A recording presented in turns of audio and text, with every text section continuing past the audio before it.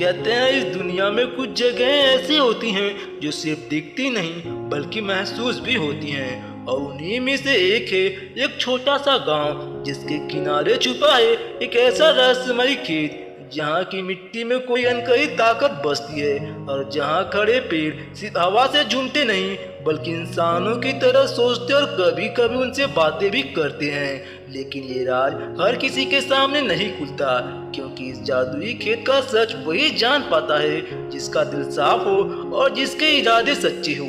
और आज की इस कहानी में हम आपको ले चलेंगे उसी रहस्यमयी दुनिया में जहाँ एक साधारण सा लड़का एक असाधारण सच से टकराता है, एक ऐसा सच जो न सिर्फ उसकी जिंदगी बदल देता है बल्कि पूरे गांव की किस्मत भी हमेशा के लिए बदल देता है। एक छोटे से गांव के बिल्कुल किनारे जहां से घना जंगल शुरू होता है और जहां शाम होते ही अजीब सी खामोशी छा जाती है, वहीं एक पुराना खेत था जिसे लोग जादुई खेत कहते थे, क्योंकि वहाँ की मिट्टी साधारण नहीं थी। कहा जाता था कि जो भी इस मिट्टी को सच्चे दिल से छूता है उसे अपनी जिंदगी से जुड़ा कोई ना कोई जवाब जरूर मिलता है। और उस खेत में खड़े पेड़ सिर्फ हवा के साथ नहीं हिलते हैं बल्कि वे इंसानों की तरह सोचते, महसूस करते और कभी कभी उनसे बातें भी करते थे। लेकिन यह सब सिर्फ उन्हीं लोगों के साथ होता था जिनका मन साफ होता था और जिनके इरादे स्वार्थ से भरे नहीं होते थे। उसी गांव में अर्जुन नाम का एक लड़का रहता था जो बाकी बच्चों से थोड़ा अलग था, क्योंकि जहाँ दूसरे बच्चे खेल कूद में लगे रहते थे वही अर्जुन को पुरानी कहानियां सुनना और उनके पीछे छिपे सच को समझना बहुत पसंद था। और जब भी गांव के बुजुर्ग उस जादुई खेत और बोलते पेड़ की कहानी सुनाते तो उसकी आंखों में एक अलग ही चमक आ जाती थी, जैसे वो उन कहानियों को सिर्फ सुन नहीं रहा बल्कि उन्हें महसूस कर रहा हो। और धीरे धीरे उसके मन में यह जिज्ञासा इतनी बढ़ गई कि उसने एक दिन अकेले उस खेत तक जाने का फैसला कर लिया। एक सुबह जब सूरज की पहली किरणें धरती को हल्की हल्की रोशन कर रही थी और गांव अभी पूरी तरह जागा भी नहीं था, अर्जुन चुपचाप अपने घर से निकला और उस जादुई खेत की ओर बढ़ने लगा। रास्ते में उसे कई बार ऐसा लगा जैसे कोई उसे देख रहा हो या रोकने की कोशिश कर रहा हो, लेकिन उसके मन में उस रहस्य को जानने की इतनी तीव्र इच्छा थी कि उसने अपने डर को नजरअंदाज कर दिया।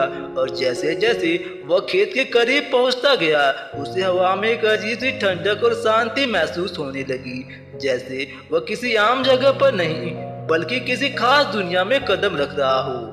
जब अर्जुन आखिरकार उस खेत के बीचों बीच पहुंचा तो पहली नजर में सब कुछ सामान्य ही लगा, हरी भरी फसलें, मिट्टी की खुशबू और इधर उधर खड़े पेड़। लेकिन जैसे ही वह पुराने विशाल बरगद के पेड़ के पास गया, अचानक उसके कानों में एक धीमी गहरी आवाज गूंजने लगी जो उसका नाम लेकर उसे पुकार रही थी।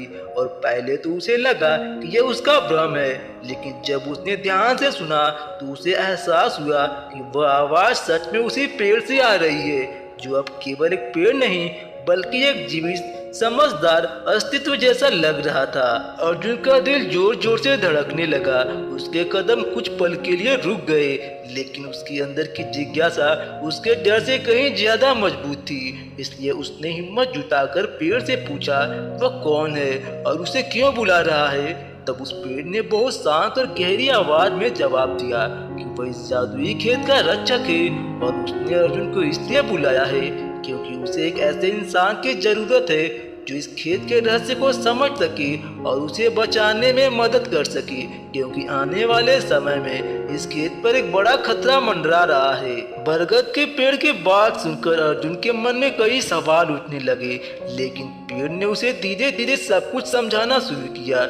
यह खेत सिर्फ अनाज उगाने की जगह नहीं है बल्कि यह प्रकृति की एक जीवित शक्ति का केंद्र है, जहाँ हर पेड़, हर पौधा और यहाँ तक कि मिट्टी की हर कण एक दूसरे से जुड़ा हुआ है। और अगर इस संतुलन को कोई तोड़ने की कोशिश करेगा तो इसका असर सिर्फ इस खेत तक सीमित नहीं रहेगा बल्कि पूरे गांव की खुशहाली और जीवन पर भी पड़ेगा। पेड़ ने अर्जुन को यह भी बताया कि कुछ लालची लोग इस खेत की जादुई शक्ति के बारे में जान चुके हैं और वे इसे अपने फायदे के लिए इस्तेमाल करना चाहते हैं। वे यहाँ की मिट्टी को बेचकर अमीर बनना चाहते हैं, बिना ये समझे कि ऐसा करने से यह शक्ति हमेशा के लिए खत्म हो सकती है। और यही कारण है कि पेड़ अब इंसानों पर भरोसा करने से डरते हैं। लेकिन अर्जुन में उन्हें एक अलग सच्चाई और भरोसा दिखाई देता है। अर्जुन ने बिना देर किए पेड़ से वादा किया कि वह इस खेत और इसकी जादुई शक्ति की रक्षा करेगा और वह गांव लौटकर लोगों को इस खतरे के बारे में बताएगा।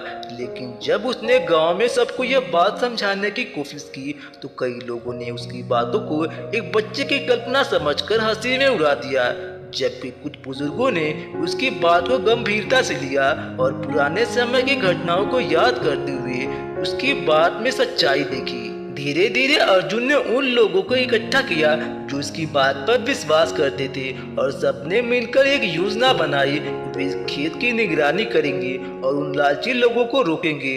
और एक रात जब वे लोग चोरी छिपे खेत में घुसने आए तो अचानक पेड़ ने अपनी जादुई शक्ति दिखाना शुरू कर दी। हवा तेज चलने लगी, डालियां अपने आप हिलने लगी और ऐसा लगा जैसे पूरा खेत जाग गया हो और अपनी रक्षा के लिए खड़ा हो गया हो। उस घटना के बाद वे लालची लोग डरकर हमेशा के लिए वहां से भाग गए और गांव के लोगों को यह समझ आ गया कि अर्जुन सच कह रहा था। तब से पूरे गांव ने मिलकर उस जादुई खेत और बोलते पेड़ की रक्षा करने का संकल्प लिया। और अर्जुन ने यह सीखा कि असली जादू किसी शक्ति में नहीं बल्कि उस जिम्मेदारी में होता है जिससे हम प्रकृति को अपने आसपास की दुनिया की रक्षा करते हैं।